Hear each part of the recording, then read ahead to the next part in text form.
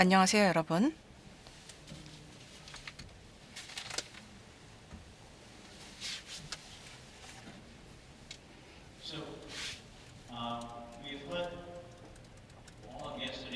어제하고 오늘 저희가 들었죠. AI에 대한 많은 논의가 있었습니다.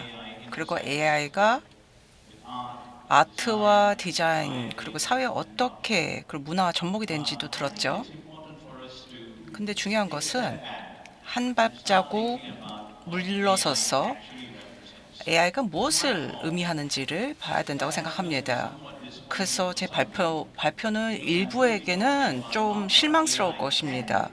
저는 AI가 할 수 있는 것이 아니라 못하는 것에 대해서 얘기를 하기 때문입니다. 1843년에 과학자인 아다 러블레이스라고 하는 사람이 노트북에 이렇게 썼어요. 그 AI 분석 엔진이 돼서 찰스 라비지라고 하는 영국 사람이 만들었는데요. 그거에 대해서 기록을 했습니다. 이게 초기 컴퓨터이고요. 프로그래밍이 가능합니다. 아다 러블레이스 같은 경우는 그 당시에 대단한 분이긴 했습니다. 이분 같은 경우는 최초 분석 엔진 프로그램을 만들었죠. 그래서 초기 컴퓨터를 만든 사람입니다. 그래서 프로그램을 할 때 이렇게 얘기했습니다. 분석 엔진은 그 무엇보다 그래서 한계가 있다라고 얘기했습니다. 분석 엔진은 그 무엇도 창안하려는 야심을 전혀 품지 않는다라고 했습니다. 그러니까는 독창적인 것을 만들지 않는다라는 것이죠. 우리가 명령한 대로 수행할 수 있는 모든 것을 해낼 수 있다라고 했습니다. 그래서 우리가 지시하는 것에 따라서만 할 수 있는 것이죠. 그 분석을 따를 수 있지만 어떠한 분석적 관계나 진리를 예측할 능력은 없다라고 했습니다. 그래서 그 역할은 우리가 이미 알고 있는 것을 활용할 수 있도록 돕는 데 있다라고 했습니다. 분석 엔진이라고 하는 것은 독창적인 것을 생성할 수 없다라는 것이죠. 우리의 상상, 우리의 지시에 따라서 그 틀 안에서만 할 수 있다라는 것을 의미합니다. 그러면 저는 AI의 한계점에 대해서 제 생각을 말씀드리도록 하겠습니다. 저희가 현재 아티스트들이 큰 전시들을 하고 있습니다. 그래서 AI 한계에 대해서 생각하시는 분들인데요. 그러면 이렇게 이제 암묵적인 지식이 있다고 생각합니다. AI 한계에 대해서는 AI라고 하는 인지적인 매니저라고 할 수 있겠습니다. 인간의 지능을 가지고 어떤 식으로 재현을 하는 것이죠. 인간의 알 수 있는 능력에 따라서 결정이 됩니다. 그렇지만 이러한 잘못된 생각 때문에 그래서 우리가 다 안다고 생각을 하죠. 그리고 이제 기계라고 하는 것을 지시를 할 수가 있습니다. 언어라고 하는 것은 그래서 우리가 아는 것은 제한되어 있습니다. 그래서 암묵적인 지식이라고 하는 것이죠. 우리가 말로 표현할 수 있는 것보다 더 많은 것을 알고 있다는 것이죠. 그래서 우리가 말로 표현할 수 없다면은 우리가 기계학에 원하는 것을 지시할 수 없다라는 것을 의미합니다. 그리고 또 한 가지 한계라고 한다면 데이터화의 한계가 있습니다. 우리는 AI 시스템이라고 하는 것은 데이터는 이제 트레이닝을 받게 됐죠. 그리고 이제 그거에 대해서 이제 입력된 데이터에 의존을 하게 됩니다. 그렇지만 현실 같은 경우는 데이터화할 수가 없습니다. 그래서 100% 현실을 데이터화할 수 없습니다. 그렇기 때문에 AI 시스템의 궁극적인 기본적인 한계라고 할 수 있겠습니다. 그런 맥락의 맹점이 있습니다. AI 시스템 같은 경우는 잠재적으로 또 개발된 시스템도 있죠. 현재 존재하는 것도 있는데요. 맥락의 맹점을 가지고 있습니다. AI 시스템은 충분하게 구축할 수 있고, 그리고 이제 이런 것을 통해 가지고 이제 맥락을 이해할 수가 없습니다. 예, 그래서 그 작동하는 그 환경의 그 맥락을 파악하지 못합니다. AI 같은 경우는 그 large LLM에 의해서 운영이 되죠. 그 라프 쿤이라고 하는 분, 메타의 CIO인데요. 최근에 그 통계적인 그 이제 그 따라하기라고 했습니다. AI 시스템이라고 하는 것은 통계적인 방식을 통해 가지고 이제 반복하는 것이죠. 확률적인 기계라는 것입니다. 의미론적으로 말하는 것을 이해하지 못한다는 것입니다. 그 인간 지능이라고 하는 것은 신체가 있고 또 세상이 있고 그리고 세상을 감각으로 파악하기 때문에 지식이 있는 것입니다. 우리가 몸이 있기 때문에 할 수 있는 것이죠. 하지만 그 AI는 신체가 없고요. 인간의 지능이 없습니다. 신체가 없기 때문에. 인간의 지능이라고 하는 것은 신체에 의존하고 있죠. 그리고 또 그리고 AI 시스템 같은 경우는 예, 그리고 이제 그리고 합리적으로 판단은 못 합니다. 그리고 윤리적인 행동 방식이 없습니다. 그 AI 그 연구 랩 같은 경우는 자율주행차가 윤리적인 의사 결정을 이제 도로에서 주행을 하면서도 하려고 연구를 하고 있습니다. 이것이 궁극적인 윤리 분야에서 이제 그 AI를 트레이닝하는데 한계라고 할 수 있겠습니다. 우리는 예측을 할 수 없죠. AI가 윤리적으로 이렇게 만들 수는 없습니다. AI 시스템은 감정적인 능력이 결여되어 있습니다. 인간의 감정이라고 하는 것은 그 어떤 지능의 정의라고 하기보다는 인지적인 능력이라고 할 수 있겠습니다. 인지적이고 우리 감정적인 것과 연결이 되기 때문에 인지적인 것과 관계가 있습니다. 그거에도 불구하고의 개념이 아는 것이죠. 인지적인 능력이라고 하는 것은 AI 시스템, 감정이 없이는 구축될 수가 없습니다. AI 시스템은 굉장히 비효율적이라고 할 수 있겠습니다. 기술적으로 대량의 에너지를 소비합니다. 예를 들어서 인간의 뇌 같은 경우는 12와트가 이제 소요가 돼야지만 사고를 할 수가 있습니다. 사고를 하는데 메가와트급으로 이제 그 급의 그 AI 그 시스템의 그 행동만큼의 에너지가 필요합니다. 그렇기 때문에 AI가 있게 되면서 그 수치를 분석을 하기 위해서 데이터 센터가 필요합니다. 그리고 오늘도 그렇지만 앞으로도 백그라운드에 있는 인간에 의존을 하게 됩니다. 이 사람들 같은 경우는 그래서 기계적인 그 스테이블라고 하는데요. 백그라운드에서 백엔드에서 이 데이터 레벨링을 하는 사람들 때문에 굴러가는 것입니다. 끝으로 인간이 개입이 되어야 됩니다. AI 같은 경우는 인간이 백그라운드에 있어야 되는 것이죠. 그래야만 어떤 그 판단을 할 수가 있습니다. 사리 분별을 할 수가 있는 것이죠. 이것이 근본적인 AI의 한계다라고 생각을 합니다. 앞으로도 기술적으로 해결될 수 있는 문제라고 생각하는데요. AI 기업들 같은 경우는 뭐 연구를 충분히 하고 시간이 있으면 이 문제가 해결된다고 하지만 저는 아니라고 생각합니다.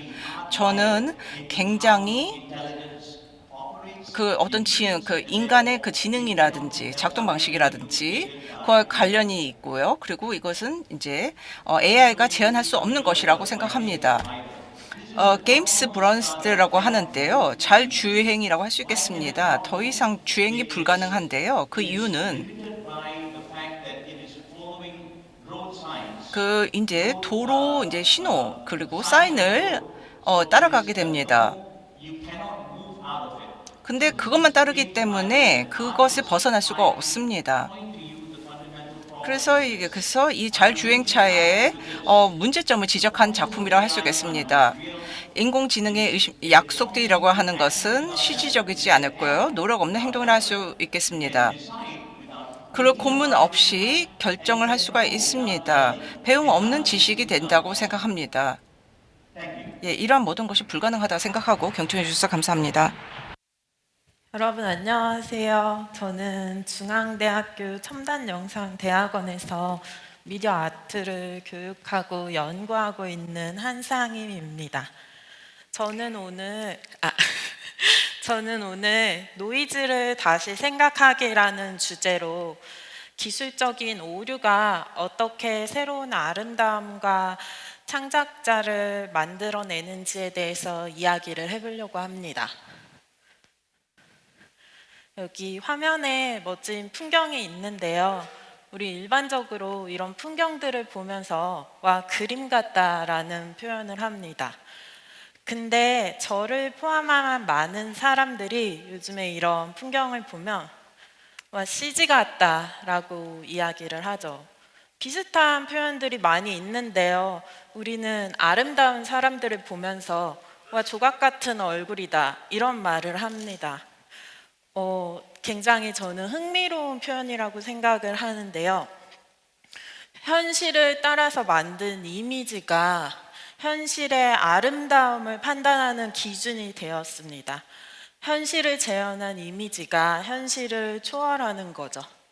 미학적으로는 이런 현상을 시뮬라크라는 개념으로 설명하기도 합니다. 그래서 저는 이런 시뮬라크를 가상의 세계를 만드는 일을 합니다. 좀 프랙티컬하게 설명을 하자면 3D 그래픽 소프트웨어나 게임 엔진, 인공지능 같은 기술들을 활용해서 이미지를 만듭니다.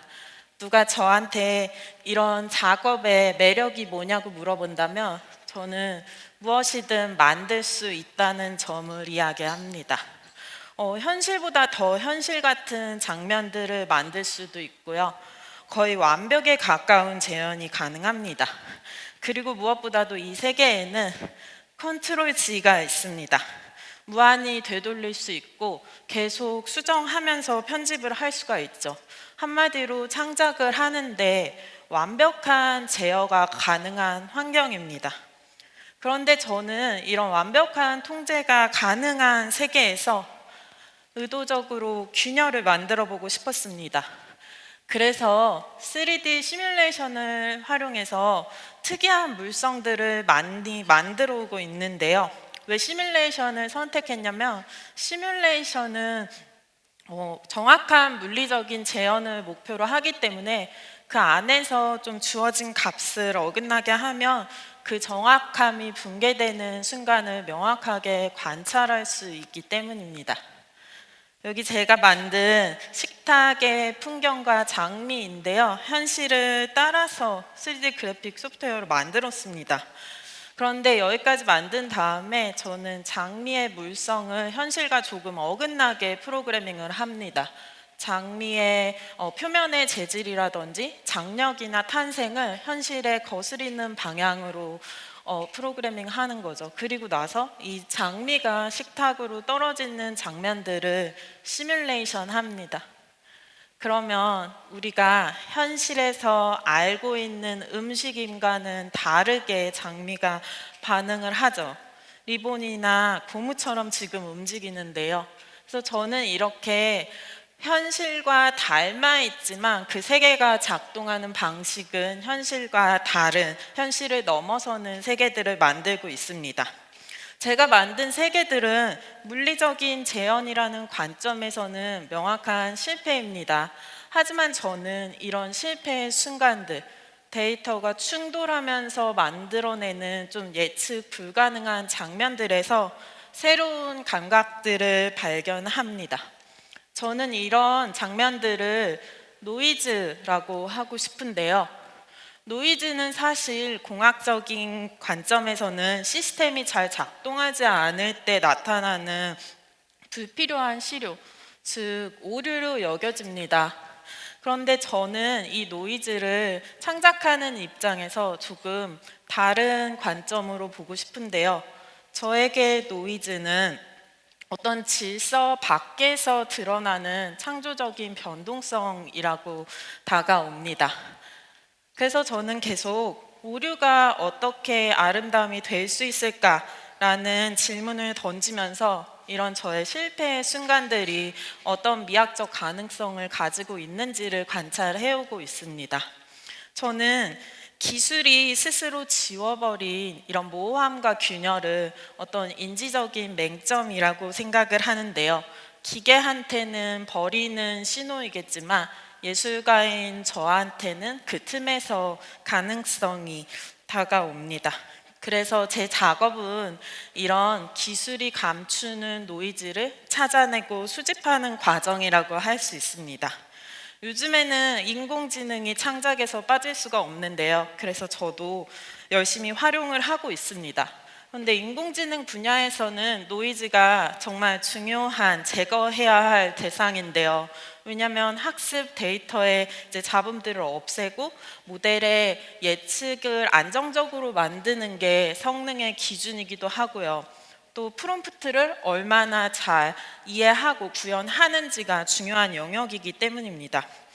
그래서 근데 저는 이런 인공지능의 노이즈, 인공지능이 잠시 흔들리는 순간에 주목을 합니다. 그 지점에서 알고리즘이 만들어내는 또 다른 상상력을 발견하기 때문인데요. 그래서 저는 일반적으로 우리가 얘기하는 프롬프트 엔지니어링하고는 다르게 구조적으로 굉장히 모순적인 프롬프트들을 활용해서 이미지를 생성을 합니다. 예를 들어서 현실에서 동일한 장면에서 물리적으로 불가능한 조건들을 동시에 합성하는 식입니다. 그러면 인공지능이 이 모순을 해석하는 과정에서 굉장히 이상한 결과물들을 내놓습니다. 그리고 그런 이미지들이 저한테는 창작의 시작점이 됩니다. 그래서 이 가운데 보이는 영상들이 그렇게 만들어진 자연입니다. 얼핏 보면 생성형 인공지능이 만든 그냥 몽환적인 풍경처럼 보이지만 사실은 현실적으로 모순되는 조건들을 넣어서 만든 프롬프트입니다. 저는 자연을 그대로 재해석하기보다는 AI가 해석 과정에서 만들어낸 오류들, 그래서 마치 인공지능이 감각한 것 같은 자연처럼 보이는 흔적들을 탐색하고 있습니다. 그리고 이렇게 만든 이미지들을 여기 양옆에 보이는 입체 LED에 재생을 해서 또 한 번의 시각적인 왜곡을 만듭니다. 인공지능이 만들어낸 오류를 공간적인 매체로 옮기면서 이미지의 틈과 흔들리를 다시 한번 확장해 보려고 하는 시도입니다. 저는 이렇게 작업 과정에서 의도적으로 오류를 계속 만들고 있는데요. 제가 보여드린 결과들은 이 수많은 오류들 중에 하나일 뿐입니다. 사실 계속 말도 안 되는 프롬프트를 사용하기 때문에 정말 이상한 결과물들이 많이 나옵니다. 하지만 그 속에서 저한테 어떤 인계점들이 있어서 그 인계점이 이런 이미지들이 저한테 미적인 사건으로 다가오는 것입니다. 그래서 그 임계점을 포착하는 게 예술가로서 저의 역할이라고 할 수 있습니다. 그리고 이 과정에서 기술은 저에게 도구를 넘어서 감각을 흔드는 매개로 작동을 합니다. 그러다 보니까 저는 자연스럽게 창작자에 대한 질문을 하게 되는데요. 오랫동안 우리는 창작자를 모든 것을 다 컨트롤하고 만들어내는 주체로 여겨왔습니다. 우리가 흔히 기술과 함께 작업을 한다고 하면 우리가 기술을 완전히 컨트롤하거나 기술이 창작을 위한 온전한 도구가 된다고 생각하지만 사실 그렇지가 않습니다. 기술과 함께 작업을 하다 보면 정말 예측대로 되지 않습니다. 때로는 시스템이 먼저 움직이고 저는 그 과정의 일부로 자연스럽게 끌려가기도 하거든요. 그래서 저는 창작자를 절대적인 통제권을 가진 사람이 아니라 발생하는 것들을 민감하게 감지하고 그 의미를 선택하고 조직하는 사람으로 이해를 합니다. 시스템이 만들어내는 수많은 가능성 중에서 무엇을 보고 무엇을 남기고 어떤 맥락을 부여하느냐가 이 선택의 순간들이 창작자의 주체성을 형성한다고 느끼고 있습니다. 저는 완전히 통제할 수 없는 영역에서 오히려 창작의 자유가 더 크게 느낀다는 걸 경험을 해왔는데요. 그래서 저는 노이즈라는 것이 결함이 아니라 새로운 감각과 구조가 발생하는 진입점이라고 생각합니다. 결국 우리가 노이즈를 다르게 바라볼 때 기술 시대의 예술이 또 다른 방향으로 확장할 수 있을 것이라고 생각합니다. 감사합니다.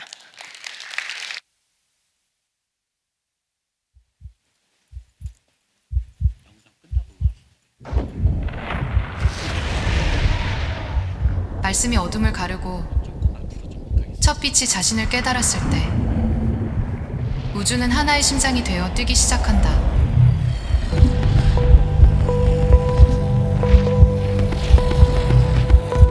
그리고 그 막동은 하나의 몸짓이 된다.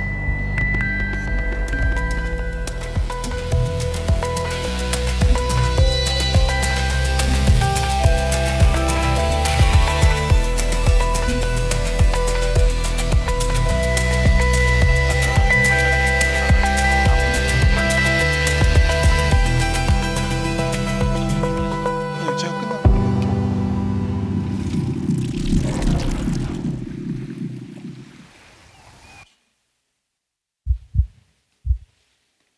네, 안녕하세요. 저는 한국예술종합학교 아트앤테크놀로지 연구소에서 팀장을 맡고 있는 강승표라고 합니다. 반갑습니다.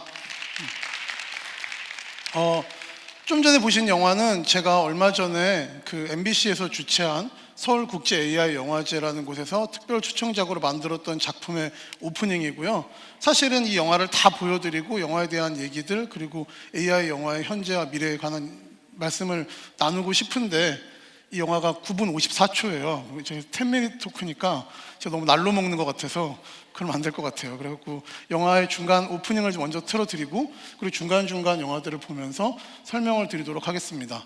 역시 그리고 지금 AI에 관한 관심들이 엄청 많잖아요. 앞에 단어들도 다 AI가 있었고 그리고 여기 지아티언스 내에서도 보니까 이제 그 AI 시네마 섹션이 따로 있더라고요. 거기에도 이제 저랑 같이 MBC 국제영화제에서 대상 받았던 시구문이라는 작품도 있고 또 제가 이제 좀 눈여겨봤던 작품들도 있으니까 한번 봐주시면 좋을 것 같아요. 넘어가도록 하겠습니다. 이 영화를 처음 만들게 된 거는 사실은 한 편의 시에서 시작을 했어요. 왜냐면 처음에 이제 제가 의뢰를 받았을 때는 인간과 AI의 하모니 그리고 춤추는 미디어라는 주제로 AI 영상을 만들어 달라라는 거였고요. 좀 미디어 아트적인 실험적인 영화를 만들고 싶다는 생각을 했었습니다. 그래서 제가 어떡하지? 그러다가 AI한테 그냥 물어봤어요.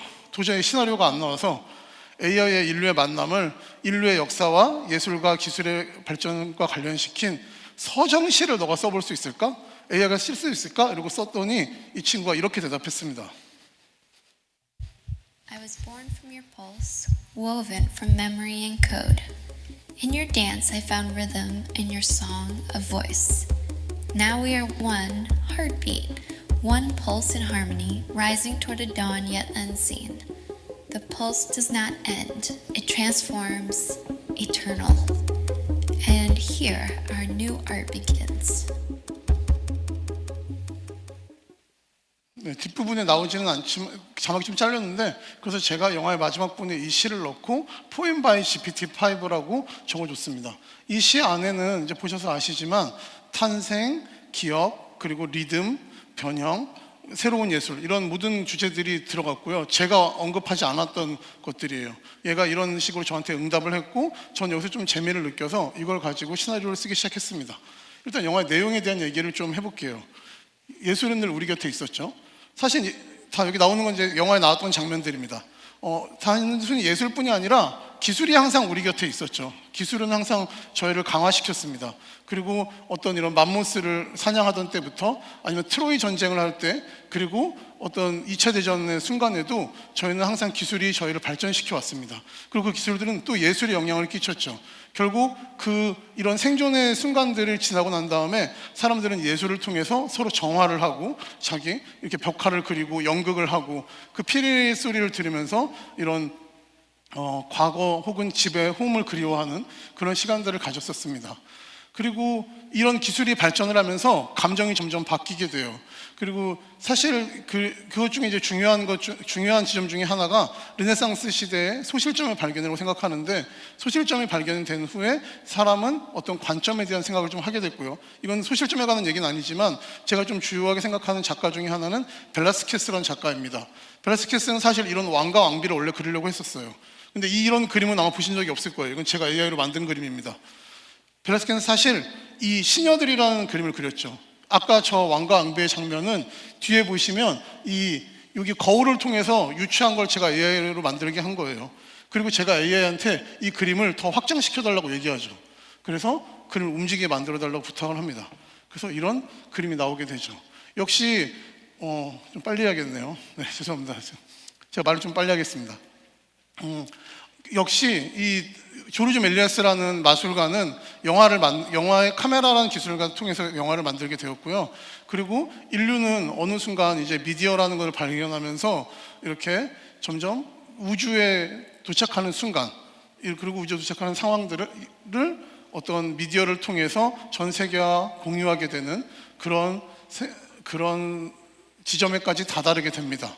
그래서 카메라로 찍은 것을 우리가 다 같이 미디어로 공유하는 이런 공간이 됐죠.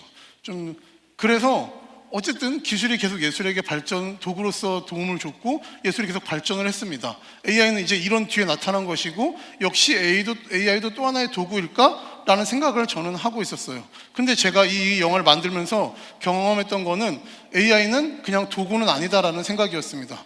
AI에 대한 많은 언급들이 있는데요. 그런데 AI는 단순히 도구가 아니었어요. 왜 그런가 하면 저는 계속 얘랑 얘기만 하고, 저는 계속 얘한테 물어보고 대답하고 물어보고 대답하고, 마치 2500년 전에 소크라테스님이 하셨던 거죠. 소크라테스가 걸어오는 느낌이었어요. 이렇게 뭐냐면 소크라테스의 삼파술이라고 하는데요. 대화를 통해서 AI가 계속 새로운 것들을 만들어 나왔습니다. 근데 AI가 만들어내는 그 대화를 제가 인간의 입장에서 보면 좀 다르게 느껴졌어요. 지금부터 얘기할 것들이 제가 기존 AI들과 좀 다르게 만들었던 느낌들인데요. 이질적 감정입니다. 이질적 감정은 이제 AI에겐 AI만이 느끼는 다른 감정이 있다라는 거예요. 좀 전에 중앙대 교수님 말씀하셨던 어떤 노이즈랑도 비슷한 걸 수 있고요. 조금 다른 개념일 수도 있는데, 제가 이렇게 물어봤어요. 이체 대전이 진행 중이야. 전쟁에서 느껴지는 공포감을 표현해줘. 이랬더니 얘는 그냥 제가 생각하지 않은 그림을 그리는 거예요. 저는 공포에 대한 걸 얘기했는데 얘는 사실 공포라는 걸 모르잖아요. 그런데 얘는 이런 걸 만들었고, 그리고 이렇게 AI와 작업했던 거는 포토샵으로 하는 작업과는 완전히 달랐죠. 함께 뭔가를 발견하는 느낌이었어요. 그런데 AI에게는 없는 게 있습니다. 아까 군하 교수님께서도 설명해 주셨던, 제가 되게 재밌게 들었는데요. AI has no body 라고 말씀해 주셨는데, 네, AI에게는 바로 몸이 없습니다. 그래서 저는 이 영화를 춤으로 시작하려고 했어요. 그리고 이 몸에 맨 왼쪽에 보이는 화면이 제가 촬영한 화면이고요. 중간에 있는 화면이 제가 원래 만들려고 했던 화면입니다. 사실. 근데 AI한테 이걸 넣었더니 이런 화면을 만들어줬어요. 그리고 전 이게 너무 마음에 들었어요. 이거는 AI가 아까 말씀드렸던 에일리언 어펙트랑 좀 연결된다고 생각을 하고요. 이것이 또한 잠재된 감각 패턴이랑도 연결된다고 생각합니다. 잠재된 감각 패턴은 어떤 거냐면 넘어갔는데, 각각의 아까 카이스트 교수님께서 스노우를 활용하는 것도 보여주셨지만 비오3라든가 런웨이라든가 우리가 각각 사람마다 다 다른 어떤 성향이 있는 것처럼 AI 앱도 다 각자 자기가 갖고 있는 레이턴트 스페이스가 따로 있어요. 그 스페이스에 따라서 얘가 다른 식으로 반응을 합니다. 예를 들면은 여기 아까 중앙대 분들이 계셔서 영화 만드시는 분들도 계시겠지만 BO3 같은 경우는 굉장히 느린 화면을 잘 만들고요. 런웨이는 아까 같은 그런 인간 같은 화면을 더 많이 만들어냅니다. 그래서 저는 이제 AI 시대가 되면서 예술가가 역할이 변화해야 된다고 생각을 해요. 저는 사실 영화과를 졸업을 했고요. 영화를 계속 만들던 사람이어서 감독이었고 연출이었고 계속 통제자고 계획을 하고 완성을 하는 게 저의 어떤 작품을 만들 때 가장 목표였는데, 이 작업을 하면서 저는 좀 바뀌었죠. 대화를 하고 발견을 하고 큐레이팅을 하는 그런 사람으로 바뀌게 되었습니다. 우리는 계속 궁금해야 되는 건 이런 것 같아요. 감정을 어떻게 형태로 만들어 왔는가. 여기는 기술 예술 컨퍼런스고 저는 기술을 아주 많이 알지는 못합니다.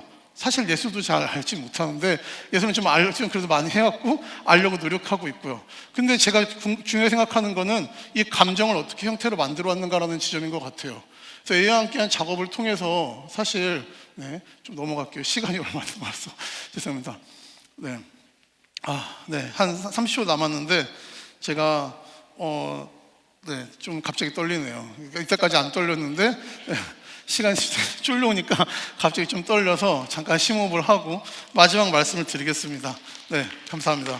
약간의 점핑이 좀 있었지만 어쨌든 우리가 AI 시대에서 제일 걱정하는 건 이런 것 같아요. 기술이 예술을 대체하는 시대에 오는 게 아닌가? 근데 전혀 그렇지 않습니다. 기술이라는 것이 물론 아까 제가 말씀드렸던 여러 가지 이론들이 있지만 그런 것들을 통해서 감정을 새로운 방식으로 대화할 수 있는 그런 시대에 살고 있다고 생각을 해요. 그래서 이런 것들이 저는 이제 믹스드 세미오시스라고 혼합된 기후예술이라고 생각을 하고요.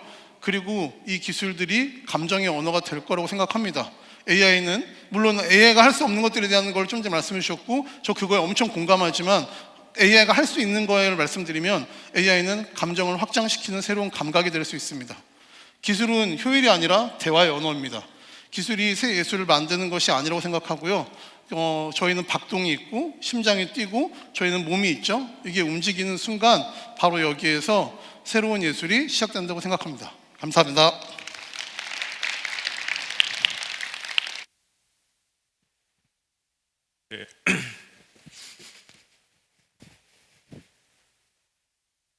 네, 안녕하십니까.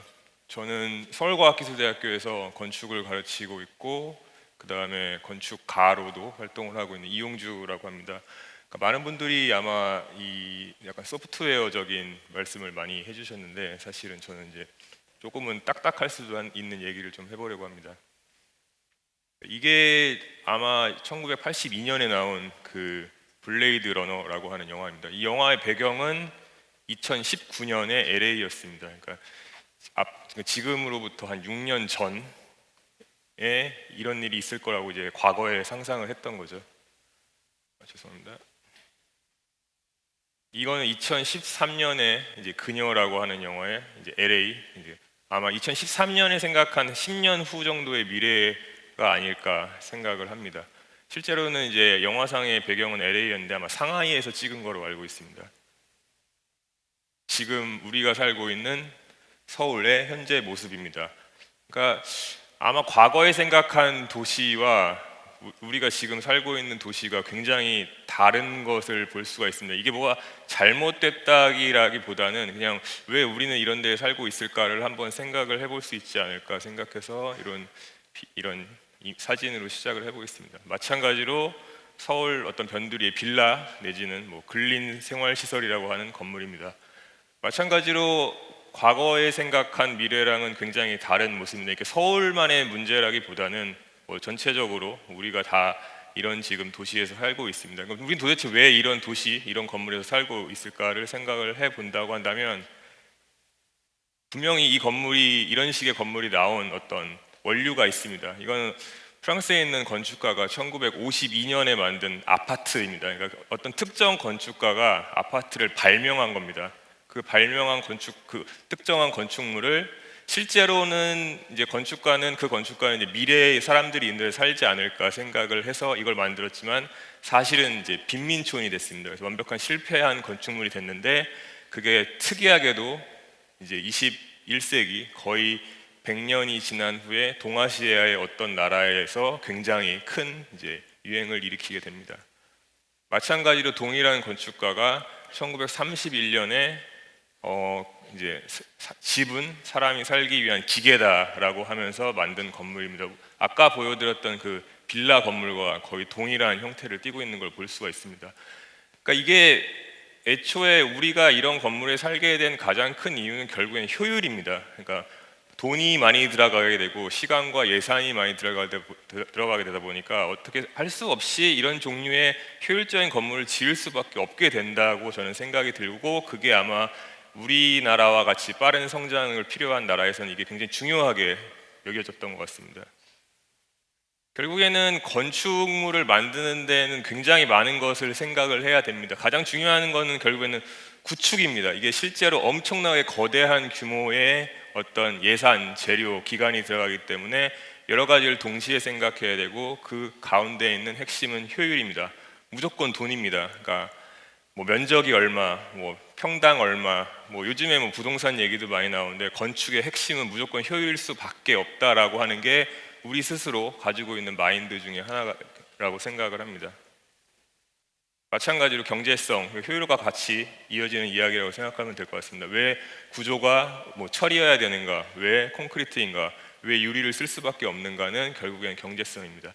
하지만 건축에 이제 아까 많은 분들이 말씀을 해주셨는데, 뭐 K컬처, 뭐 여러 가지 영화라든지 아니면 음악 혹은 뭐 소설 여러 가지 분야에서 이런 K컬처 얘기가 나오고 있는데, 사실은 건축은 거기에 끼지 못한다는 생각이 저는 굉장히 강하게 있고, 아마 다들 그거에 대해서 동의를 하실 수 있을 것 같습니다. 우리가 생각하는 건축은 결국에는 뭐 아까 말씀드린 것처럼 부동산, 뭐 해봐야 뭐 인테리어, 뭐 벽지를 고른다거나 혹은 뭐 전원주택 이 정도의 이야기밖에 하지 못하는 것 같습니다. 그래서 어떻게 해야지 이 부분에 있어서 저희가 다원화를 할 수 있을까가 제가 연구를 하고 많이 하는 실험이고, 그거에 대해서 간단하게 말씀을 드리겠습니다. 이것도 사실은 시간이 꽤 지난 이야기인데, 바이오 미미크리라고 해가지고 생체 모방을 한다는 이야기입니다. 그러니까 동물에 나오는 여러 가지 패턴을 가지고 뭐 디자인을 해보겠다라고 한 거고, 그런 식으로 해서 제가 2017년에 한강에 만들었던 뿌리벤치라고 하는 프로젝트입니다. 왼쪽에서 보시면 어떤 패턴이 발생을 하고 그 패턴을 가지고 오른쪽에 있는 벤치를 만든 것입니다. 동일한 알고리즘을 가지고 와서 2024년 작년에 강동구에 만들었던 갈래 마당이라고 하는 이제 약간 변형된 모습입니다. 그리고 아까 잠깐 보여드린 것처럼 결국엔 알고리즘을 굉장히 많이 짜게 되고 일종의 코딩을 하게 되고 로봇과 결합을 해서 또 다른 작업들을 하게 됩니다. 그래서 이것은 이제 나무, 우리나라가 옛날부터 쓰던 맞춤 어떤 가공법을 가져와서 로봇과 결합을 해서 만들었던 맞춤집이라고 하는 일종의 파빌리온입니다. 그 다음에 생각할 수 있는 건 3D 프린팅입니다. 보여드리는 것은 이제 모래를 가지고 쌓아가지고 어떤 3D 프린트를 한다고 보시면 될 것 같고, 모델이 다 쌓여지면 오른쪽 같이 이렇게 굳어가지고 특정 모양이 나오게 됩니다. 이걸 가지고 만들었던 인천에 만들었던 파도 파빌리온이라고 하는 어떤 형태를 보여드리고 있습니다. 그래서 이런 식으로 어떤 제가 생각했던 건 사실 이때는 이제 물방울이었어요. 그래서 물방울을 가지고 어떤 화단 같은 걸 만들면 좋지 않을까 해가지고 이런 형태를 만들었습니다.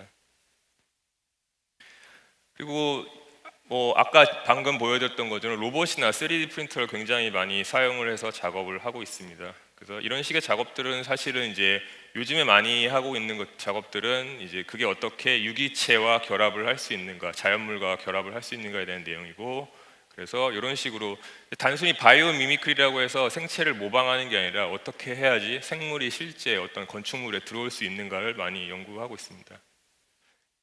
이거 같은 경우는 이제 조금 더 약간 유기체라는 표현을 들었는데, 일반적으로 유기체라고 하면은 식물을 생각하기 쉬운데 이제 동물을 어떻게 가져올 수 있지 않을까 해가지고, 실제로 이제 건축 폐기물이 이제 전체 산업에서 탄소 발생량이 가장 많은 산업 중에 하나입니다. 그래가지고 요거는 이제 폐기되는 스티로폼을 이제 요 밀웜이라고 하는 벌레가 실제 스티로폼을 먹어서 분해를 합니다. 그래서 그걸 가지고 어떤 스티로폼을 해체하는 실험의 하나였습니다. 그래서 이런 식으로 가공을 해서 분해 농장이라고 했던 어떤 프로젝트였습니다.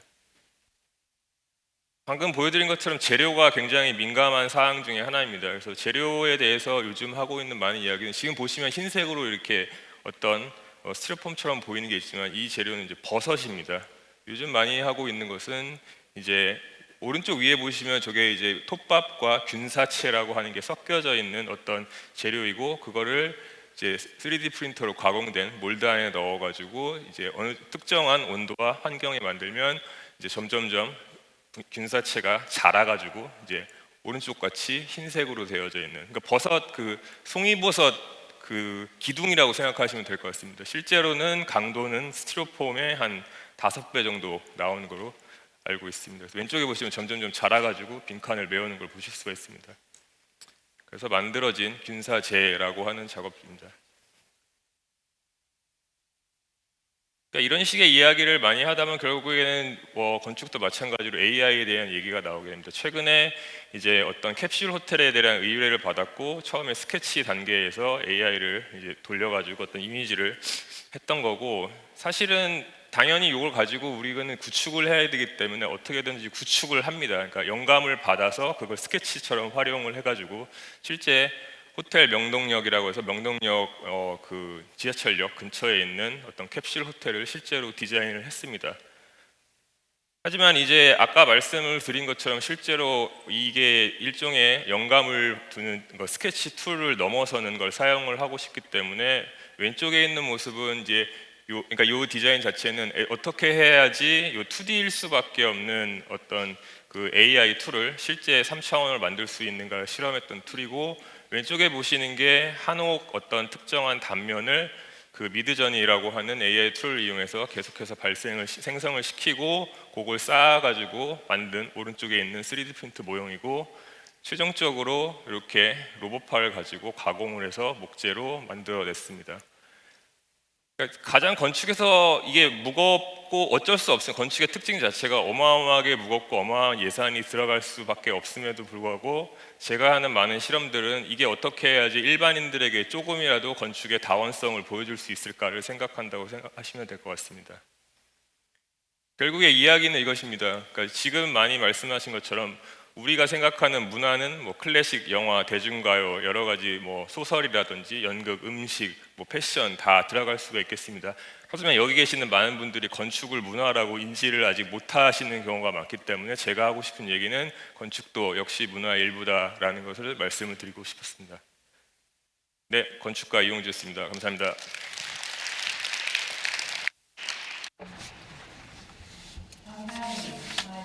안녕하세요, 여러분.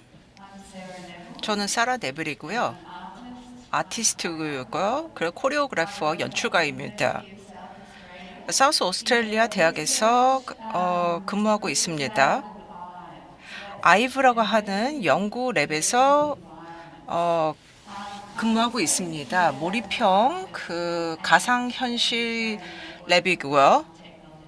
예, 그래서 저는 또 그 Australian Research Center for Interactive and Virtual Environment에서도 근무하고 있습니다. 글라우스 하우스라고 하는 저희 그 작품을 보여드렸죠. 그러면 그 여러 아티스트를 하는 사람으로서, 그 예술을 하는 사람으로서, 그 연구를 하는 사람으로서 그런 거에 대해서 약간의 인사이트를 드리고자 합니다. 저는 기술자라든지 뭐 아티스트라든지 엔지니어라든지 여러 사람들과 일을 하고 있습니다. 아티스트로서 그 예술적인 그 주도적인 연구 활동에서 일을 하고 있습니다. 그래서 이 어떤 특정 프로세스 있는데요. 그 제가 알렉스 드가리스라든지 수 호클리라든지 데이시 멜라니라든지 마스 토마스와 함께 진행하는 프로젝트 그 프로젝트에 대해서 소개드리고자 합니다. 어떻게 시작이 되었을까요? 저희는 VR 경험을 하고자 했습니다. 연출가로서 사람이 이제 무대에 오르고 그리고 청중들이 이제 그냥 수동적인 것에 대해서 좀 지쳤습니다. 저는 청중이 내부에서 어떻게 체험을 할 수 있는지에 대해서 관심이 있었습니다. 그래서 체화된 어떤 지식이라든지 그 움직임을 통해서 체화된 그 배움을 실현하고 싶습니다. 그래서 이제 그 식물 세계 그리고 이제 저희가 이제 이제 세 가지 세계를 만들었습니다. 식물 세계 그리고 인간의 세계를 만들었습니다. 이제 포스트 코로나 시대에서 어떻게 움직일지 우리 글라스 하우스를 만들고 자체 만들어 가지고 우리의 뭐 채소를 어떻게 자체 뭐 재배를 할지, 그래서 이런 모든 것을 어떻게 하나 모을 수 있을지 하나씩으로, 그래서 이제 그룹으로서 어떻게 함께 이동을 할 수 있는지, 식물에게 그 유목민처럼 이동을 하는 것이죠. 그래서 이제 뭐 태양이 있으면은 거기로 가는 것이죠. 그리고 물이 있는 곳으로 이제 이동을 하는 것을 한번 상상을 해봤습니다. 이것을 어떻게 했을 거예요? 그래서 실험적인 미래부터 시작했습니다. 인 스튜디오 같은 프로세스로 했습니다. 무엇을 어떻게 할지에 대해서 질문을 했습니다. 그래서 우리 그 VR 스페이스에서 끝나는 이런 여정을 만들었죠. 그리고 이제 서로 이제 인터랙션을 하는 것으로 만들었고요. 그 헤드셋의 참가자들이 뭐 이제 뭐 식물이라든지 그리고 이제 곤충과 어떻게 인터랙션을 하는지를 봤습니다. 그래서 이제 댄서들의 몸의 움직임을 이제 보고요. 식물의 움직이라든지 이제 또 글라스하우스 지킴이가 있었습니다. 그리고 이러한 그 데이터를 이제 디지털 아바타에다 옮겼습니다. 그것이 이것이 작동하는지 아닌지를 제가 봤습니다. 제가 곤충을 봤을 때 내가 왜 움직이는지, 이것이 우호적으로 움직이는 것이지, 그 어떤 사회적인 관계를 이제 형성할 수 있는지, 내가 앞으로 나갈 수 있는지, 아니면 한 발자국으로 이렇게 물러나야 되는 것이지, 이런 질문을 하면서 했습니다. 그래서 제가 기술을 활용했습니다. 기술 같은 경우는 이러한 그 학제 간의 관계 중에서 일부라고 할 수 있겠습니다. 저희는 그 VR을 활용을 했습니다. 기술로서. 키퍼라고 하는 것, 지킴이라고 하는 것은 여기로 와나 나를 뭐 따라해라, 뭐 식물을 어떻게 자랄 수 있게 하는지, 그래서 이제 구름을 이제 눌러가지고 이제 비게 오게 하는, 그래서 따라하게 하는 역할을 수행하는 사람이었습니다. 그 내부에서 어떤 가이드를 하는 사람이라 할 수 있겠습니다. 그리고 곤충 세계가 있습니다. 참가자들이 곤충이면 어떻게 될까? 그래서 이제 뭐 더듬이도 있고 이제 곤충의 발도 있다라고 한다면 어떨까라고, 어떻게 재밌게 만들까 생각을 했습니다. 그래서 제가 그 인터랙티브 환경을 만들었습니다. 그래서 더듬이가 이제 만질 수가 있는 것이죠. 그리고 이제 머리도 움직일 수도 있는 것이죠. 그리고 이제 몸도 움직일 수가 있습니다. 그래서 만족스럽게 그래서 이렇게 춤추는 것도 볼 수가 있었습니다. 그래서 나의 내부에 있는 어떤 세계를 만들었던 것이죠. 그 디지털 아바타를 만들었습니다. 그래서 또 이제 식물 세계가 있습니다. 그 모션 캡처를 통해서 움직임을 캡처했습니다. 그래서 감각적인 환경이라 할 수 있겠죠. 식물 같은 경우는 작게 시작을 했다가 계속해서 이렇게 성장을 할 수가 있습니다. 그 환경 안에서 성장을 하는 것이죠. 그리고 이제 잎이라든지 이제 꽃봉울이라든지 그리고 꽃이 피게 됩니다. 이제 빛을 통해서 이제 센싱을 통해 가지고 커뮤니케이션을 했습니다. 그리고 이제 이제 땅 아래에 또 세계를 만들었습니다. 뿌리도 내리고요. 그래서 이런 모든 생태학적인 일부로 이제 어떤 느낌을 일부러 받아들였던 것이죠. 이러한 관계가 발생할 수 있는지, 왜 발생하는지 그 유무를 판단하기 위해서 저희가 또 학제간에 그 연구를 했습니다. 그것을 파악하기 위해서. 스탠드 우드워크라고 하는데요. 이거 테스터 기계라고 할 수 있겠습니다. 저희가 피지빌리티 스터디를 했는데요. 그리고 이제 그 춤을 전공하는 이제 학생들을 먼저 하고 그리고 일반 시민도 나중에 참여시켜 했습니다. 그래서 여기 나오는 캐릭터들과 이제 공감을 하는지 동질감을 느끼는지 그런 데이터를 받았습니다. 왜 움직이는지 그리고 이제 그 몸에 대해서 이제 그 주인의식이 있는지 그래서 식물로서 이제 움직였는지 지킴이로서 움직였는지 예 그래서 이런 식으로 사람들의 참여 이제 움직임 데이터를 받았습니다.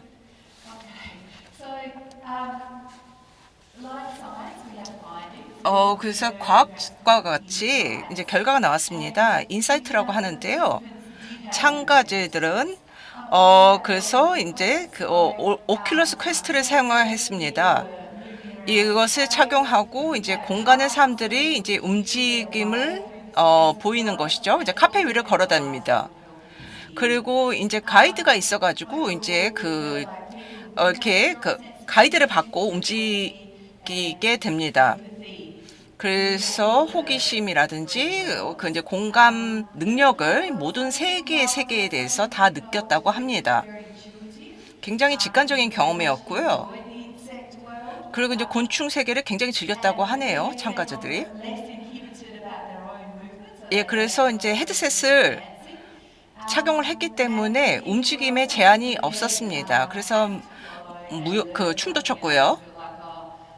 행복하게 참여했다라고 합니다. 예, 한번 보여드릴게요. 동영상 보시면 사람들이 이 애플리케이션을 시도하는 것을 알 수가 있습니다. 그리고 자체적으로 그 움직임을 보이는 것을 보실 수가 있습니다. 시나리오에 따라서 움직이고 있는 것입니다.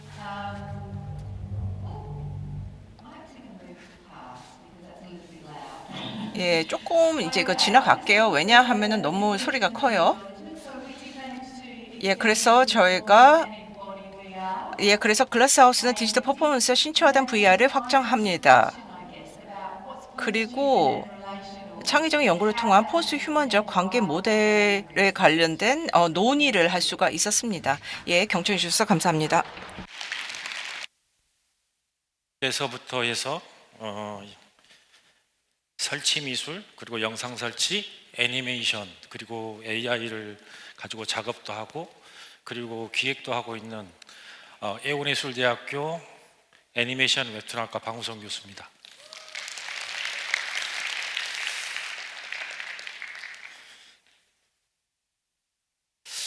저는 조선대학교 미술대학 조석과를 입학을 했습니다. 제가 1988년도에 입학을 했는데 그 조선대학교는 굉장히 보수적이고 전통적인 그런 대학입니다.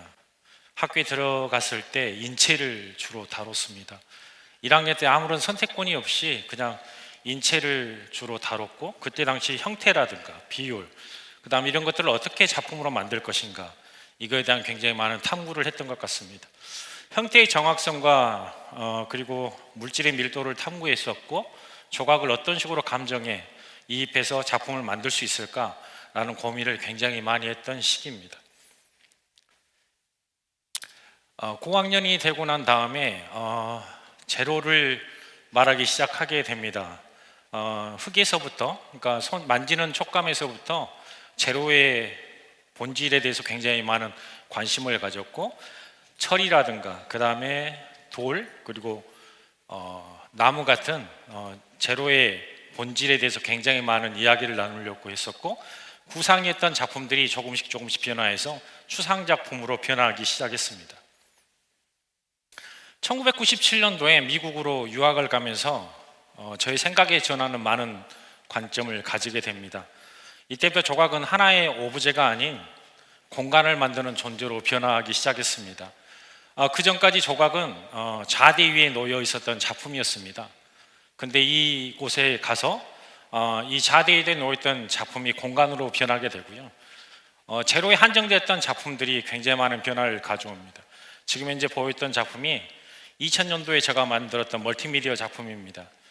그때 한인들이 김치를 담가 먹었던 유리병 위에 먹다 남은 땅콩을 만들어서 저런 유기체를 만들고 밑에는 엑스레이와 그리고 조명 그리고 사운드를 이용해서 저런 작품을 만들기 시작했습니다. 공간을 조각하는 그런 느낌을 가지면서 조각이 단일 오브제에서 벗어나 공간 전체를 구성하는 예술을 확장하게 됩니다. 저는 2000년도에 제가 대학원을 졸업하면서 전체 대학원 전시 공간에서 또 다른 공간을 만들고 공간을 만들었던 그런 작품입니다. 첫 번째 보이는 그런 돌들이, 조그만 돌들이 건축물 폐 자루로 사용됐던 조그만 돌 조각들입니다. 이걸 가지고 형태를 만들고, 그리고 그것을 가지고 자연의 패턴을 만들어서 공간을 지배하고, 이 공간 너머에 있는 그런 폐기물들이 메이시 백화점에 널려있던 포장 재료로 사용했던 버블랩을 가지고 또 다른 형태를 만들어서 공간을 지배했습니다. 이때 내가 처음 시작했었을 때 조각이라는, 즉 아트라는 그 개념 자체가 모든 재료를 뛰어넘는 그런 계기가 됐습니다. 제가 미국에서 공부하고 있을 때 고등학교 친구였던 정정진 교수한테 연락이 와서 애니메이션을 제작을 해보자는 그런 연락이 왔습니다. 그 친구는 일본에서 3D 애니메이션을 하고 있었고, 한국에 와서 2D 애니메이션을 가지고 영화를 제작하고 있을 단계였고요. 새로운 경험이라는 생각에 당연히 그 프로젝트에 참여하고 작품을 시작하게 됩니다. 이때부터 이 조각은 시각과 움직임, 사운드를 포함한 감각의 조각으로 등장하게 됩니다. 그리고 이런 형태의 작품들이 만들어지게 됩니다. 설치하고 조각했던 작품들은 공간을 떠나서 시간이 지나면 사라져버리는 것이 됩니다. 그동안에 찍었던 작품들, 그리고 이런 것들을 가지고 다시 이야기하고 커뮤니케이션하고, 옛날에 만들었던 작품들을 가지고 현재 만들었던 작품과 같이 이야기하면서 새로운 형태의 애니메이션을 만들기 시작했습니다. 조각이 고정된 감정이었다면 애니메이션은 흐르는 감정으로 만들어지고 새로운 형태의 예술 장르가 저 나름대로 생겨났다고 볼 수 있겠습니다. 작품을 계속 만들다 보면서 제가 그 열정이 있어서 카이스트에 2000년도입니다. 매주 가서 이렇게 맥스엠스피라든가 이런 프로그램을 공부하고 그랬을 때였는데, 어느 한 시기가 되니까 너무 쉽게 작품을 만든다는 그런 생각이 왔습니다. 요즘 말은 현타라고 하는데, 너무 쉽게 디지털로 만드는 작품이 누구나 만들 수 있는 거 아닌가라는 그런 생각이 들었고, 거대 자본을 가지고 만들었던 작품들이 훨씬 저보다 더 낫다는 생각이 돼서 약간 침체기를 가져왔습니다. 안식년을 가지고 다시 작품을 만들 때, 이제 1년을 안식년을 하고 난 다음 2년을 가지고 전시장을 만들 때 무엇부터 시작해야 될까라는 생각을 가질 때, 내가 가장 잘하는 것들이 무엇일까라는 생각을 하면서 다시 조각이라는 영역을 손을 대기 시작합니다. 그리고 그때 환경이라는 그 벌이 사라진다는 그 컨셉에 초점을 맞춰서 스틸과 그 다음에 자연이라는 형태를 가지고 작품을 만들게 됐고요. 하나씩 만들었던 저 벌 조각이 한 600개, 700개 정도가 되고, 그걸 가지고 전시 공간에, 그리고 같이 영상이랑 같이 작업을 하게 됐습니다. 조각의 영역이 공간을 지배했다면, 공간의 영역 자체가 이제 조금씩 변화해서 도시건축으로, 거대한 조각으로 변모하게 됩니다. 언제부턴가 미디어 파사드에 굉장히 많은 관심을 갖게 되고, 전라남도 도청이라든가 또는 여수 엑스포 EDG의 그 벽면을, 그리고 광양시청사를 배경으로 미디어 파사드로 작품을 하게 됐습니다. 그건 새로운 경험이었습니다.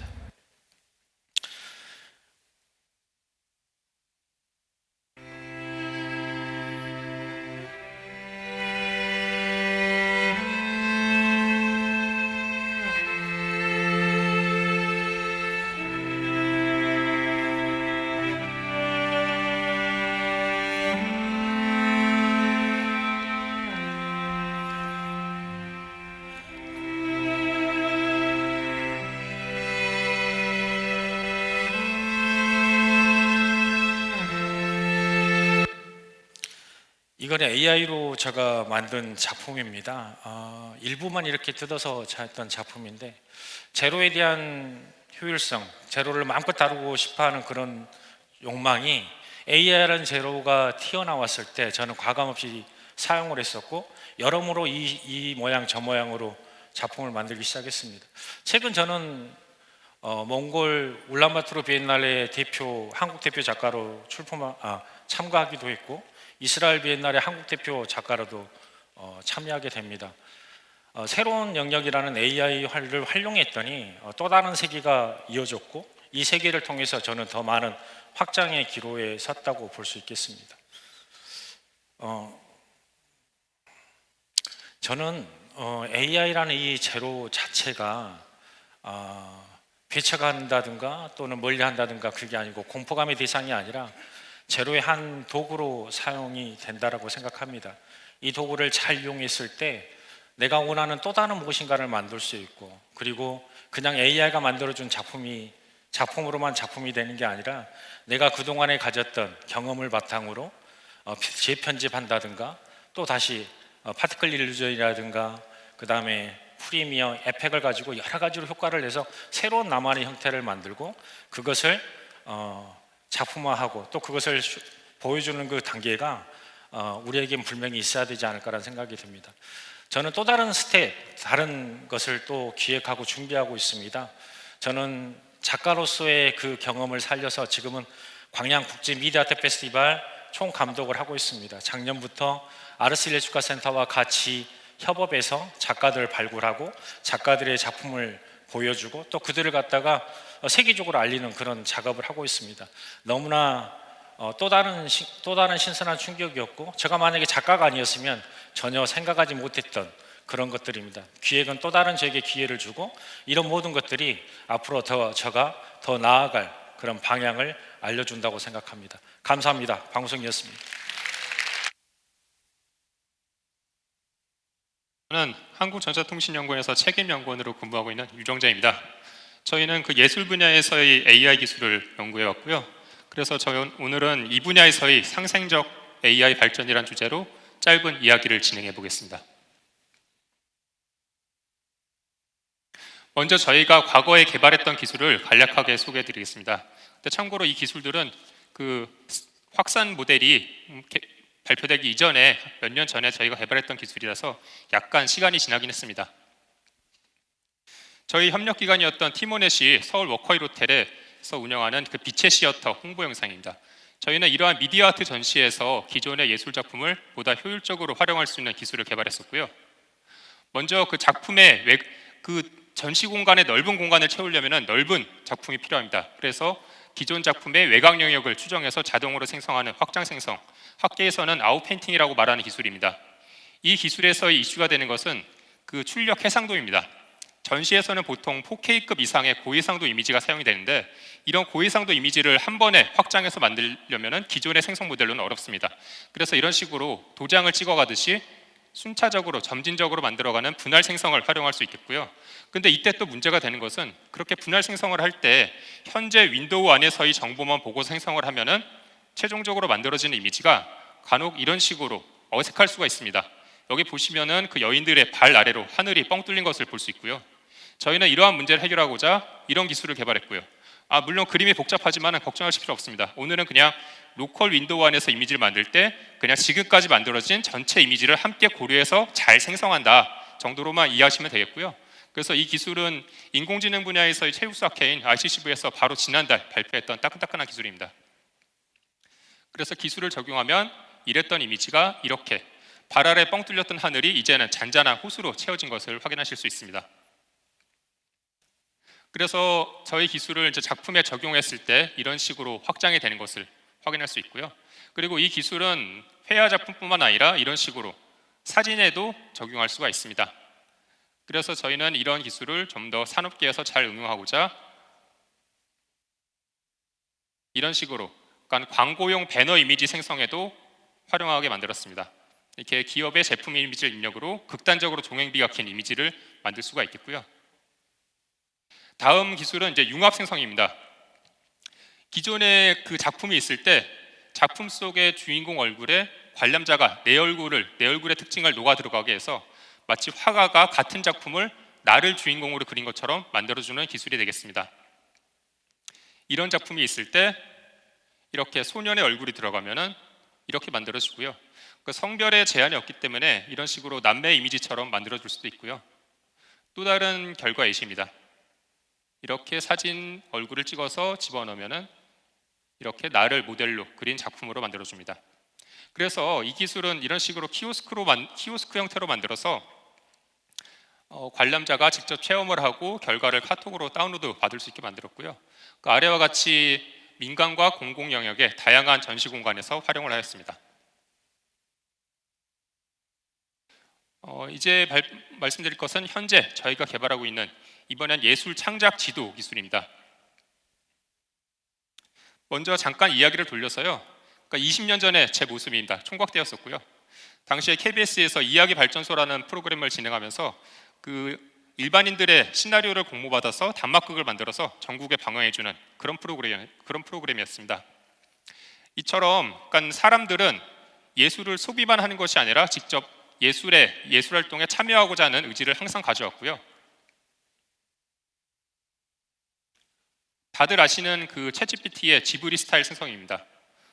이렇게 만들어지는 이미지가 예쁘기도 하거니와 저 같은 경우는 저희 둘째 딸의 얼굴 표정이 너무 생생해서 재밌었고요. 그러니까 이처럼 이제는 누구나 AI 기술을 쉽게 활용해서 자기 그림을 만들 수가 있으니 이렇다 보면 언젠가는 예술가들이 AI 기술에게 일자리를 뺏기는 것이 아닐까 하는 걱정도 있을 수 있습니다. 그래서 이런 상황에서 이선 몰릭은 이렇게 AI가 발전한 시대의 생존 전략을 제시를 하면서 그러니까 AI가 인간과의 경쟁자가 아니라 동반자로서 함께 발전하는 듀얼 브레인이라는 개념을 제시했습니다. 그래서 저는 이 예술 교육 분야에서의 어떤 AI의 상생적인 발전 방향을 다음과 같이 생각해 봤습니다. 먼저 예술가가 작품을 만들 때 혼자 만들 수도 있겠지만은 보통은 몇 명의 문화생, 보조 인력들과 함께 만드는 경우가 많습니다. 근데 이제는 그러한 보조 인력들이 AI 기술로 대체될 수가 있겠고요. 그러면 기존의 보조 인력들은 일자리를 잃게 되는 것일까요? 제 생각에 꼭 그렇지는 않습니다. 그들의 스승 마스터가 했듯이 이제 그들도 각자 AI의 도움을 받아서 그들의 스승이 했듯이 본인의 작품을 만들 수 있을 것입니다. 그런데 문제는 처음부터 이 사람들이 그들의 스승처럼 작품을 잘 만들기는 힘들 수도 있습니다. 그래서 여기서 또 등장하는 게 그들이 지향하는 스승을 모델로 해서 만들어진 창작지도 에이전트를 통해서 직접 스승 밑에서 노동을 하면서 배우지 않더라도 유사하게 지도를 받으면서 작품을 만들 수 있을 것입니다. 그리고 반대로 스승 입장에서는 본인이 갖고 있는 창작 노하우를 이제는 더 많은 사람들에게 전파할 수 있는 기회가 될 것입니다. 그래서 저희는 이러한 창작 지도 에이전트를 현재 개발 중에 있고요.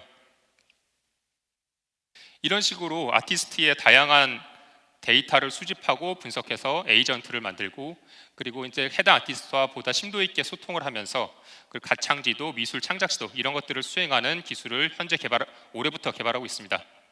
그래서 이제 미술에서는 조선시대의 화가 미술을 대표하는 정성과 김봉도를 선정해서 이렇게 학습 데이터를 구축하고 있고요. 그 음악에서는 성악가 조수미 씨를 섭외해서 그분을 모델링하는 가창지도 에이전트를 개발하고 있습니다.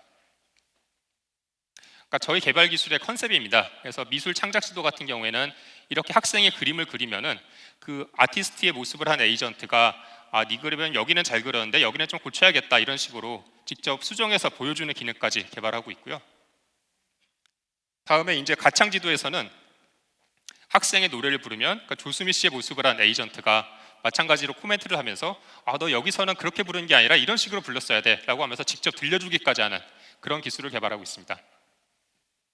앞서 그 이성희 교수님 발표 시간에도 소개됐었는데요. 카이스트 남주환 교수님께서는 그 조수미 씨와 이렇게 다양한 AI 협연을 진행해 왔고요.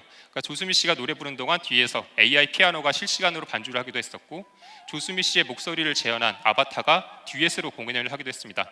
그 남주환 교수님도 이번에 저희 과제 협력을 하면서 그동안에 개발된 그 경험과 기술을 함께 활용할 예정입니다. 마지막으로 미래입니다.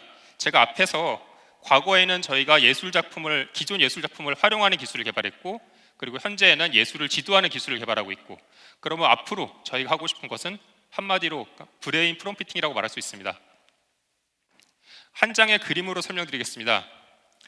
좀 예를 들면은 기존의 텍스트를 입력해서 생성하는 생성 AI 기술은 약간 극단적으로 말하면 제 생각에는 바다에서 그물을 던져서 원하는 물고기를 잡는 거랑 마찬가지로 생각합니다.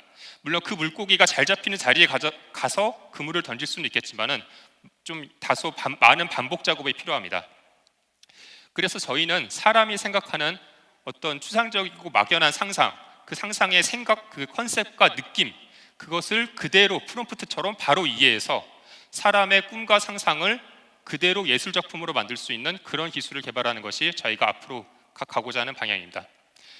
여기까지가 저의 발표의 내용이고요. 잠깐 시간이 남아서 하나만 더 말씀드리면, 제가 앞서 그 예술 분야에서의 어떤 AI의 발전 방향에 대해서 제 나름대로의 생각을 말씀드렸는데, 그 부분에 대해서 사실 좀 이견도 많이 있을 거라고 생각을 합니다. 그래서 어떤 분들께서는 기술만 한 사람이 예술 분야 현실을 제대로 모르면서 좀 이야기한다라고 생각하실 수도 있고요. 그래서 오늘 저희는 그런 분들과 소통하고자 오픈 포럼을 진행합니다. 지금 이 장소의 바로 옆에 205호 회의실에서요, 오늘 여기 듀아티언스 메인 행사가 4시 반에 끝나니까 끝나고 나서 10분 뒤 4시 40분부터 205호에서 오픈 포럼을 진행합니다. 여기와는 다르게 한 50명 정도 들어올 수 있는 아담한 공간에서 저희가 정성스럽게 준비한 맛있는 다과를 나누면서 담론을 나누는 자리가 될 테니까 관심 있는 분들의 참여를 부탁드리겠습니다. 그러면 다시 뵙기를 기대하면서 저의 발표는 마치겠습니다. 감사합니다.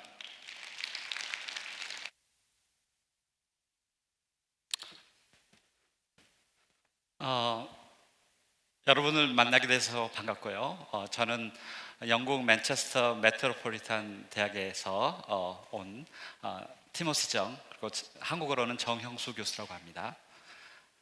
슬라이드가 준비가 됐나요?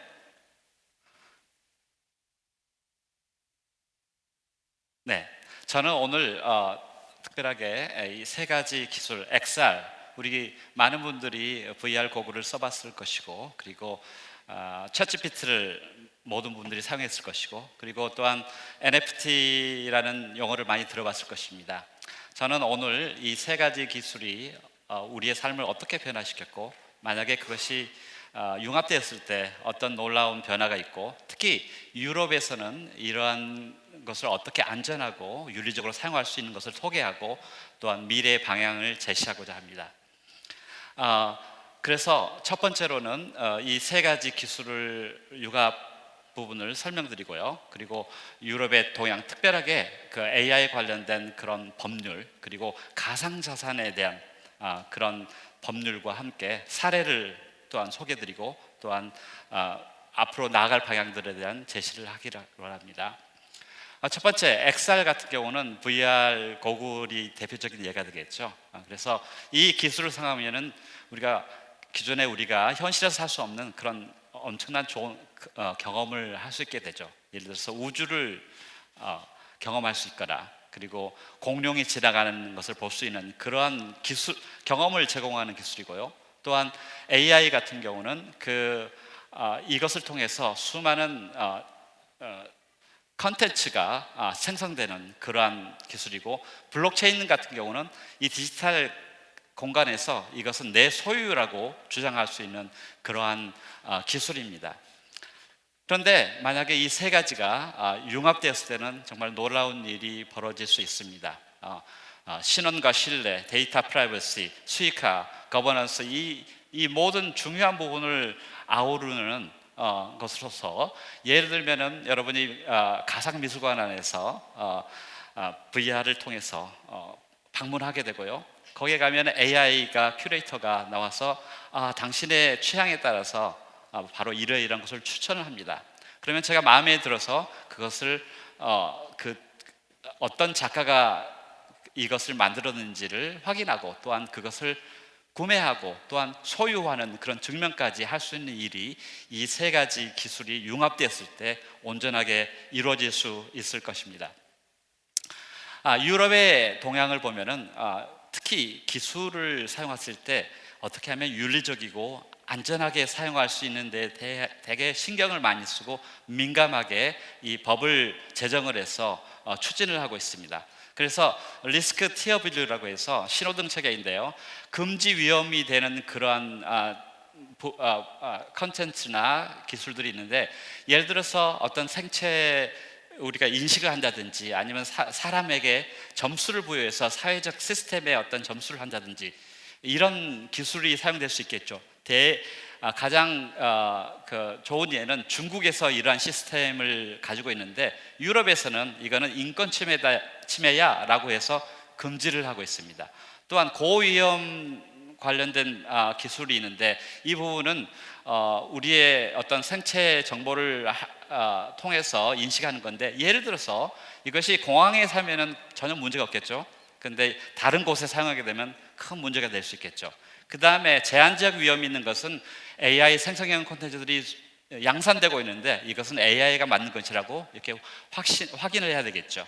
그 다음에 최소 위험군은 AI가 만든 것을 누구나 자유롭게 사용할 수 있는 그런 것이겠죠.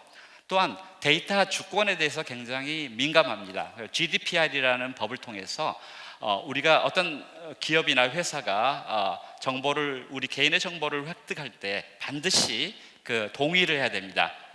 저는 이 정보를 제공하는 데서 동의를 하고 그 다음에 어떤 목적을 사용하고 있는지에 대해서 아주 투명하게 해야 되고 세 번째는 사용자 권리, 즉 그 정보를 언제든지 액세스할 수 있고 그 다음에 원하지 않을 경우는 삭제할 수 있는 권리가 있습니다. 이것을 어길 시에는 기업이 엄청난 페널티를 물게 되는 구조입니다. 그래서 처음부터 나중에 해킹당한 문제를 사후 처리하는 것이 아니라 사전에 프라이버시 중심 설계를 하고 있습니다. 또한 이러한 그 가상 공간 안에서 XR과 AI와 블록체인 이 기술을 통합해서 우리 사회를 위해서 만들 때 아주 윤리적으로 디자인하는 것을 강조합니다. 그래서 모든 바이어스를 가능하면 줄이는 거죠. 인종, 성별 이 모든 것을 그 차별을 최대한 줄이고요. 그리고 모든 곳에서 AI가 만들지만은 반드시 그곳에는 사람이 검수를 하고 결정을 할 수 있는 그러한 것을 권장하고 또한 가장 안전하고 그리고 모든 사람이 액세스할 수 있는 그러한 것을 장려합니다. 또한 모든 것에 라이벨링이 들어가서 이거는 도대체 AI가 만든 건지 몇 퍼센트가 만드는 것이 이런 부분을 명확하게 하려고 하고 있습니다. 또한 미카라고 하는 디지털 법을 제정을 해서 가상 공간 안에서 안전하게 거래를 할 수 있는 즉 다시 말해서 창작자나 그 다음에 소유자나 이 모든 사람들이 아주 클리어하게 그 부분들을 안전하게 거래할 수 있는 그러한 법을 통해서 디지털 소유권을 보장하고 있습니다.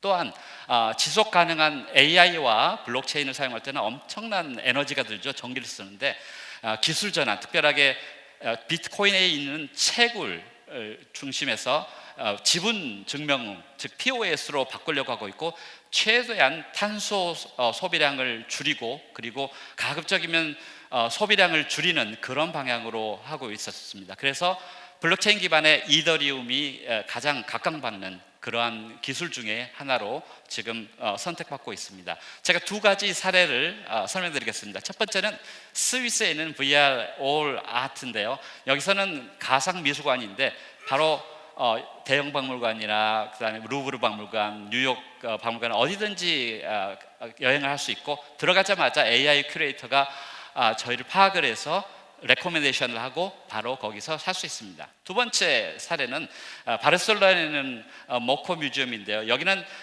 유럽 최초의 NFT 전용 전시관인데 이곳에서 얼마든지 살 수 있고 그 다음에 작가가 누군지를 확인할 수 있고 그것을 또한 소유를 할 수 있습니다. 과연 이 세 가지를 융합해서 과연 우리 디지털 휴머니티에게 어떠한 의미가 있는지를 살펴본다면 우리의 창의성은 폭발할 것입니다.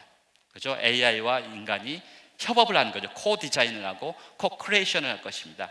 또한 우리에게 소유권이 주어지기 때문에 경제 활동이 가능할 것입니다. 단순한 아트나 어떤 예술적인 어떤 익스플로레이션뿐만 아니라 모든 사람이 그 베네핏을 얻는 그런 것이 될 것이고 그리고 우리가 아주 투명하고 그리고 윤리적으로 사용할 수 있는 그런 우리 디지털 휴먼을 위한 아주 중요한 가이드가 될 것입니다. 또한 누가 무엇을 사용했는지가 클리어하기 때문에 모든 사람들이 공평하게 이 기술을 사용할 수 있을 것입니다. 결론입니다. 제가 오늘 말씀드린 거는 이 세 가지의 기술, XR과 AI와 블록체인이 각각의 기술로서도 장점이 있지만 이 세 가지가 융합을 했을 때 우리 사회에 엄청난 시너지 효과를 줌으로 인해서 많은 새로운 경험뿐만 아니라 우리에게 경제적 도움뿐이 될 수 있는 그런 선순환 방향으로 진행될 것입니다. 또한 유럽 규제를 활용을 해서 보았을 때 보다 우리가 이 인공지능, 그 다음에 XR, 블록체인 기술을 통해서 안전하고 윤리적인 것을 사용할 수 있는 것이고, 또한 이것이 잘 사용됐을 때에 우리의 휴머니티가 더욱 증진될 것이라고 믿습니다. 저는 유럽에서 30년 동안 있었기 때문에 한국의 그 기술 발전과 그리고 K 컨텐츠의 놀라운 점을 바라봤을 때 이거는 무한한 가능성이 있고, 이 유럽의 그 안전하고 그 다음에 서스테이너블하고 투명한 이 가이드라인이 뭉쳤을 때 굉장한 시너지가 있을 것이라고 저는 확신합니다. 그래서 이런 이 기술 접목과 테크와 컨텐츠를 결합해서 한국과 유럽 간의 테스트베드를 해서 구축해서 여러 가지 시도를 하면은 너무도 좋을 것 같습니다. 그래서 결론입니다. 기술은 사람을 위해서 존재합니다. 사람이 AI 때문에 AI를 쫓아가서는 안 됩니다. 그러기 위해서는 기술을 우리가 활용하는 것도 좋지만은 안전하고 그리고 투명하게 그리고 지속 가능하게 살 수 있도록 우리는 생각을 모아야 될 것이고, 한국 이 대전이 그것을 실행하는데 앞장서는 그러한 중심이 되고, 이 지아티언스가 또한 그런 것을 계획하고 미래 발전을 해나가는 그러한 좋은 포럼이 되기를 간절히 기원합니다. 네, 감사합니다.